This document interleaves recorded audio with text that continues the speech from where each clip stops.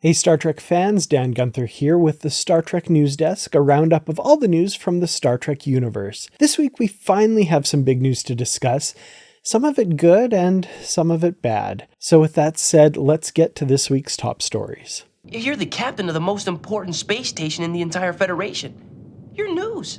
After possibly the longest wait between 2 seasons of Star Trek ever, we finally have a date for the premiere of Strange New Worlds Season 3 on Paramount Plus. The 3rd season will debut on the streaming service on Thursday, July 17th, with 2 new episodes, with the remainder of the season coming out weekly on subsequent Thursdays until the season finale on September 11th. Now, this premiere will be more than a month after Season 3's first episode gets its world premiere at the Tribeca Film Festival in New York on June 14th.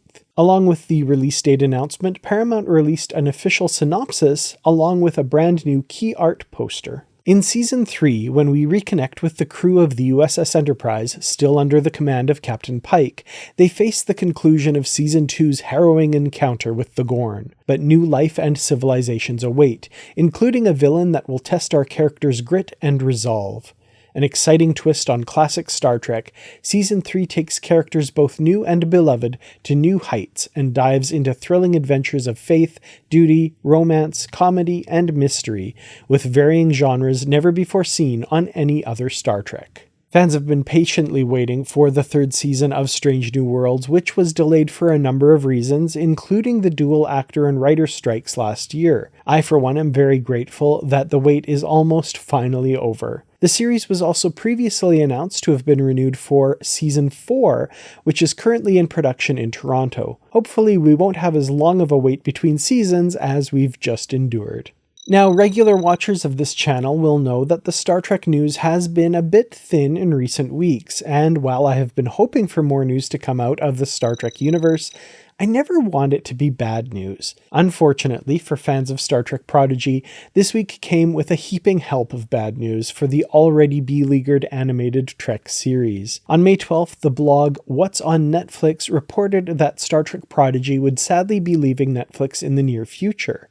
2 days later, the creators of Prodigy, Kevin and Dan Hageman, confirmed the worst. Season 1 of Prodigy will be leaving Netflix on June 24th, with Season 2 following suit on December 31st. This is of course very regrettable because Prodigy is, quite frankly, an amazing addition to the Star Trek universe and a show that I personally absolutely love. Thankfully, I have picked up both Season 1 and 2 on Blu-ray, and I heartily encourage fans everywhere to do the same. In this age of uncertainty when it comes to streaming services, Star Trek on physical media has become absolutely necessary in my household. This news means, of course, that a Season 3 is officially off the table. The creators of the show remain hopeful that another streaming service will once again pick up the rights to Seasons 1 and 2. Maybe it's time to dust off the Save Star Trek Prodigy banner once again.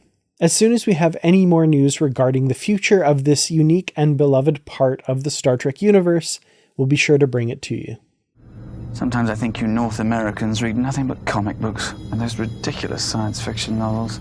Last week saw just one Star Trek release, the 7th issue of the ongoing Star Trek Lower Decks comic series from IDW on Wednesday, May 14th. Here's the official synopsis. There's nothing quite like a mother-daughter relationship. There's also nothing quite like finding out your monolith of a captain used to be a carefree ensign who accidentally vanished her whole crew in an experiment gone wrong. Luckily for Beckett Mariner, she gets to soak up both experiences all on the same day as her mother, Captain Freeman, regales her with a throwback tale of how she was just like you when she was young, and mistakes help us grow, blah blah blah. Meanwhile, all Mariner wants to know is how could Freeman let Pulaski get away with hair like that? Star Trek Lower Decks number 7 is written by Tim Sheridan with art by Robby Cook. And that's it for another week in Star Trek. Thank you so much for joining me, and thanks of course to the Patreon supporters. I really appreciate each and every one of you. I hope you all have a great week and look after one another, and most importantly, look after yourselves. Like this video if you liked it, and share it with your fellow Star Trek fans who would appreciate weekly Star Trek news updates. And as always, live long and prosper.